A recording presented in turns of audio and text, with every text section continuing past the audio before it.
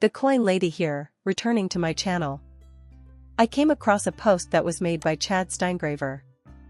And it goes on to state that they'll claim it's the banker's coin, but then claim no bank will utilize it. Which one is it, folks? It's clearly from March. Although it is a bit older, it is humorous due to the extensive clowning of XRP. Why did they decide to call it that? Just what are the benefits of XRP as an investment? Whenever there are ties to these establishments, it renders the objective useless. This place is being tried to be made into an institution, oh my. Oh, these establishments have control over it.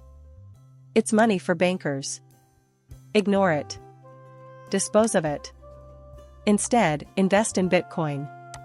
Funny thing is, people still say things like, oh no, the bank will use it, even though that's what it's called. Rest assured, XRP is not being utilized by anyone. No. The arguments that are tossed about in this area are just so funny now. What about Bitcoin at this point? Am I correct? Alright, then, how about we dive into the Bitcoin topic? Let's talk about Bitcoin, because it has been around for a while. Bitcoin is like a store of value that has been inflated due to its prospective use cases. So, how does it feel? In every bear market, the value of 70% of Bitcoin drops. So, what makes it a valuable asset? Certainly, it recovers, but how much longer can it sustain its current rate of growth? Reason being, reduced gains are not an abstraction. You might be wondering why Bitcoin Maxis is always promoting Bitcoin. To purchase their bags, they require retail. In order to pump their bags, they require retail. Increasing Bitcoin purchases is the key to Bitcoin's success. I frequently hear the Bitcoin argument brought up in this space, usually by Bitcoin maximalists, when discussing utility assets that are dependent on actual, real-world utility, such as XRP, H, bar, Q, and T, among others. Since they have a firm grasp of the concept, crypto advocates seldom wax poetic about Bitcoin's virtues. To them, Bitcoin is just technology from a bygone era. I mean, come on, technology doesn't care if Bitcoin takes a while to become useful or even somewhat efficient. By the time it does, there will be way better tech available. That being said, I might get some virtual tomatoes and eggs hurled at me for this, according to a wonderful essay recently published by the founder and CEO of MTech, which is using Hedera for CBDCs. However, the most obvious problem is this. Financial inclusion is no longer a focus of Bitcoin and, apparently, of some of the larger crypto community as well. That has really irritated me. There were hints, but it's disheartening to see the whole turn now. It's high time this was brought to light so we can all admit the inclusion gaps still exist. First and foremost, we must guarantee that crypto is secure and available to everyone.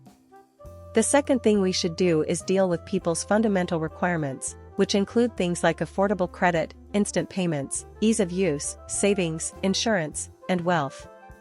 People are now clamoring for the government and central banks to step in and boost the price of insert coin here. For example, some think the US government should purchase Bitcoin, hold on to it, and never sell it. To whom does that entire arrangement accrue? Are you saying that you would rather the US government bear that risk than the fortunate few of US who can afford to do so? If so, how is your investment portfolio doing at the moment? Forget about the CBDC's plans to regulate your purchases of ice cream and red meat. This is the reason why fiat-backed stable coins and tokenized currency are the way to go. Forget about Bitcoin's unsuitability. In the end, human nature will prevail. Not arguing for or against anything here, but let's not pretend like we're solving an issue when we're constantly on our own and either self-destruct or get greedy. Perhaps Bitcoin was never really competitive, but we aren't. Going back now. Why? As a result of their initial goal of dismantling first principles, networks and rebels frequently end up becoming towers and tyrants, respectively. I have no say in the matter. Now we may construct upon this. Just so you know, this happened not long ago. February of 2024 is when Carmel Cadet finally got around to responding. She made two excellent points. Bitcoin would have helped central banks handle liquidity and volatility risks even if they didn't exist. Insane but accurate thought experiment.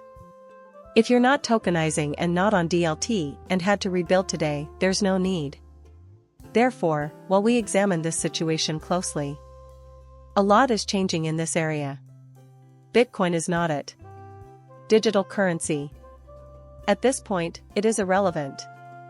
Oh, Bitcoin, and the whole notion that it was a way out of the old system. It was Satoshi, using the conventional system, who invented Bitcoin. Nothing of any substance. The government was the true innovator behind Bitcoin. Bitcoin was partially created by the government. In my view, there is absolutely no room for debate. Now, the centralization of Bitcoin mining is the biggest issue with Bitcoin and the main thing that these Bitcoin maxis would rather you not know. Nearly all of the hash rate power is controlled by the 4 or 5 Bitcoin miners. Although mining is a part of it. That was in August of 2023, I mentioned. The Bitcoin argument is fantastic, I said. Having Bitcoin on hand is the optimum strategy for evading CBDCs. There is a world of difference between Bitcoin in 2009 and Bitcoin today. Even if one of the biggest businesses is applying for a Bitcoin ETF, I don't think the original concept of Bitcoin was to celebrate and welcome BlackRock's creation of an ETF. People are worried about being controlled by CDC, but they aren't worried about a rare asset that has almost priced itself out. To be honest, I don't get it. Near you, BlackRock has a significant ownership stake. They also won't have the biggest percentage of Bitcoin, in my opinion. Bitcoin will soon be owned by corporations, so you might want to rethink that. Expanding on this, I mentioned not long ago that I am really doubting the significance of decentralization in this field more so than previously. As the excitement surrounding exchange-traded funds (ETFs) grew and the Bitcoin maxis got extremely bullish, I began to pay more attention to this.